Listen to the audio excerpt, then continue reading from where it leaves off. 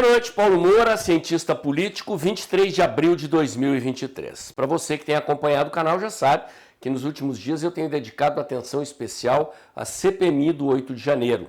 Todo mundo sabe que até pouco tempo atrás o governo estava contra a CPMI, estava na defensiva, emparedado pela oposição, tentando impedir a instalação da comissão. No entanto, depois da divulgação das imagens da invasão pela CNN, o governo mudou de posição e passou a defender a instalação da CPMI e a tentar controlar a CPMI. No momento que o governo tomou essa decisão, o jogo se inverteu. O governo pulou na frente da oposição e é o governo agora que está com a iniciativa na tentativa de controlar.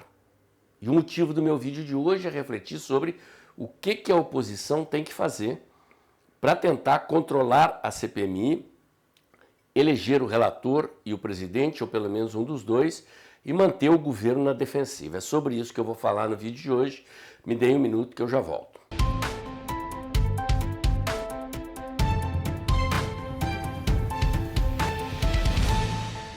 Pessoal, antes de entrar no assunto, como todo mundo sabe, pelo menos aqueles que acompanham o canal aqui faz tempo, que eu estou na batalha para manter o canal. A receita do canal vem da publicidade do Google e das contribuições de vocês. E ambas receitas caíram de janeiro para cá, com o desânimo da direita, depois do resultado da eleição e do 8 de janeiro. Sigo nessa batalha e criei o clube de membros do canal como uma solução para gerar uma receita estável, fazendo com que muitos seguidores doem um pouco, mas com certeza mensalmente doem uma quantia, de maneira que eu consiga ultrapassar esse momento difícil e manter o canal. Por apenas R$ 4,99 por mês, você pode se tornar membro do canal clicando no botão Seja Membro aí no site do YouTube. Se você tem iPhone, o botão não aparece no seu celular, você tem que se tornar membro através do site do YouTube na internet, no seu computador, e com isso você gera uma receita estável, um valor pequeno, R$ 4,99 por mês, que não vai doer no seu bolso, mas se muitos seguidores se tornarem membros do canal, eu consigo gerar uma receita que estabiliza o sobe e desce que costuma acontecer, no momento mais desce do que sobe, da receita com as doações do Pix e com a publicidade do Google. Se você puder, então, doar o seu Pix mensal ou se tornar membro do canal, eu agradeço. Muito bem, gente, vamos lá. O que é planejar? De certa forma, planejar é pensar na frente. É você tentar imaginar os cenários futuros de uma determinada situação e preparar aquilo que você precisa fazer para se beneficiar das circunstâncias que envolvem esse cenário futuro, ao invés de se tornar vítima da dinâmica dos acontecimentos que você não se dedicou a tentar antever. Óbvio que a gente não pode prever tudo que vai acontecer, mas sabemos que Deus ajuda quem se ajuda, a sorte ajuda a quem faz por merecer. Portanto, é preciso trabalhar para dominar a dinâmica dos acontecimentos da CPMI, que é o que tem sido o assunto do meu canal aqui nos últimos dias. Estou muito preocupado com a dinâmica desses acontecimentos, porque a CPMI é uma oportunidade de ouro para a gente emparedar esse governo. E se nós tivermos competência, sorte nós, que eu digo a oposição, temos uma chance de pedir o impeachment do Lula por prevaricação. Ou seja, por ter eventualmente sabido que ia acontecer o que aconteceu no 8 de janeiro e ter se omitido, não ter tomado as providências para impedir que aquilo ali acontecesse. Muito bem. Como eu disse na chamada do vídeo, até pouco tempo atrás, mais precisamente, até a CNN divulgar as imagens mostrando a absoluta complacência do chefe do Gabinete de Segurança Nacional do Lula em relação aos invasores e depredadores, o governo vinha tentando impedir a CPMI. Isso foi assunto aqui do meu vídeo. Em várias oportunidades eu vinha mostrando que o governo não estava conseguindo retirar as assinaturas, razão pela qual, inclusive, o Pacheco vinha adiando sucessivamente a instalação da CPMI para dar tempo ao governo de retirar as assinaturas. Pois bem, de lá para cá, não só o governo não conseguiu retirar as assinaturas, como o número de assinaturas aumentou. E o governo, ao perceber isso, deu o pulo do gato. Ou seja, decidiu, já que a CPMI é inevitável, vamos tentar controlá-la. E aqui está o objeto da minha atenção, porque no momento em que o governo decidiu controlar a CPMI, dado que a sua instalação se tornou inevitável, o governo começou a correr na frente da oposição. Comentei isso aqui no vídeo de ontem, existe uma matéria no site da TV Record, outra matéria no site O Bastidor, do jornalista Diego Scosteg de Brasília. O Diego Scosteg, inclusive, revela uma planilha do governo com o mapa dos partidos e dos parlamentares que o governo quer ver na CPMI. E como eu disse no vídeo de ontem, o governo quer fazer pelo menos 21 dos 32 membros da CPMI, quer fazer o presidente e quer fazer o relator. Não quer dizer que o governo vai conseguir, mas quer dizer que neste momento o governo está agindo com mais competência, mais agilidade para a consecução do seu objetivo, que é o de controlar a CPMI e as investigações. Ou seja, o governo tem, digamos assim, um comitê político central pensando uma estratégia para a CPMI. E a oposição tem o seu comitê político central, pelo que eu estou observando externamente, não. Exclusivamente o PL definiu 3 ou 4 nomes do PL para integrar a CPMI. O deputado André Fernandes, o deputado Nicolas Ferreira, o deputado Eduardo Bolsonaro e o deputado Ramagem. Não vi nomes de senadores que o PL eventualmente indicaria. Só. Mas quem quer controlar a CPMI não pode se bastar agir individualmente apenas como partido. Caberia ao PL, o partido do presidente Bolsonaro, o partido dos filhos do presidente Bolsonaro, o partido proponente da CPMI, coordenar as ações de toda a oposição e não apenas do PL para tentar impedir o governo de controlar a CPMI, de fazer o presidente o relator.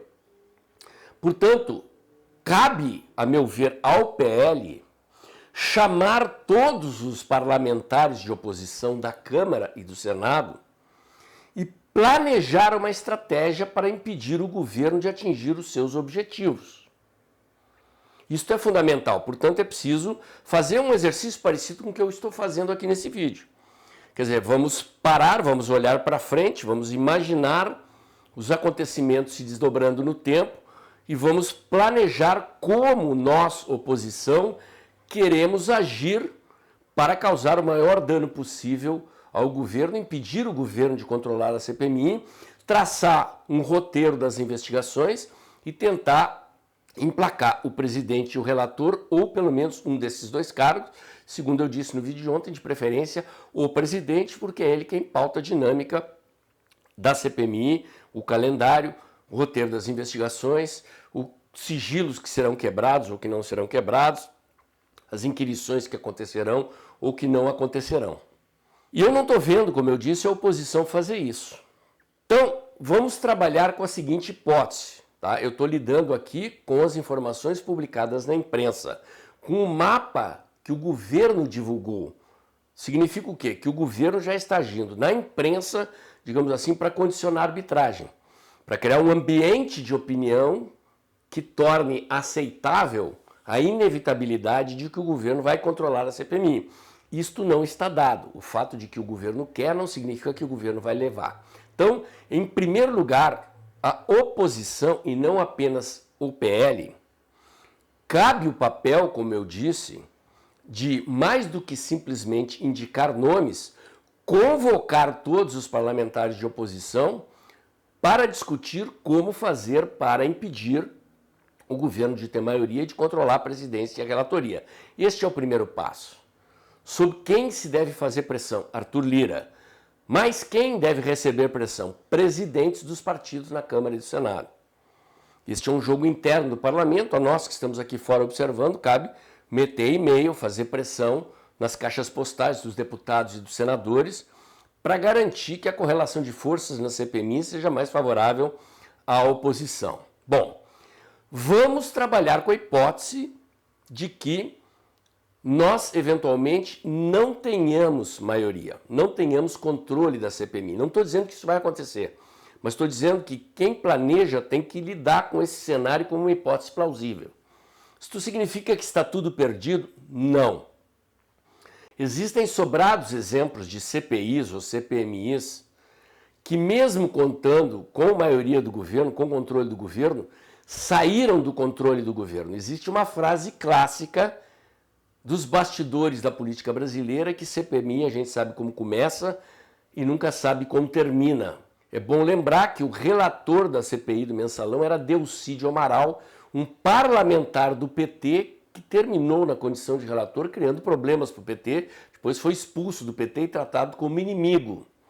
Ou seja, no curso de uma investigação que o PT tinha relativo controle, porque era governo, a CPMI do Mensalão causou um enorme estrago ao governo do PT.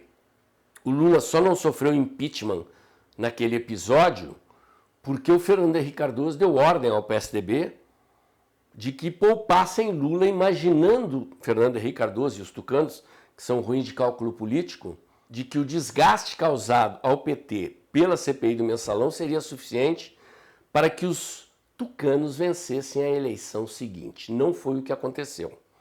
Lula foi poupado pelo PSDB e conseguiu se reeleger, e a gente sabe que depois ainda elegeu e reelegeu a Dilma. Esse tipo de coisa não pode acontecer.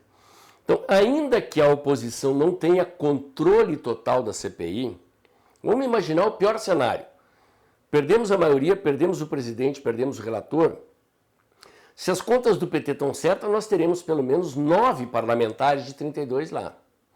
9 parlamentares que terão que agir com sabedoria, porque com isso nós vamos eventualmente perder o controle das investigações, o que não significa que nós perdemos o controle da narrativa e que nós não possamos arrancar da CPMI inquirições, investigações, quebra de sigilo, solicitação de documentos que podem ser trazidos ao conhecimento da opinião pública e, consequentemente, criar problemas ao governo do PT e atrapalhar os planos do PT de controlar a CPMI, a dinâmica das investigações e a narrativa.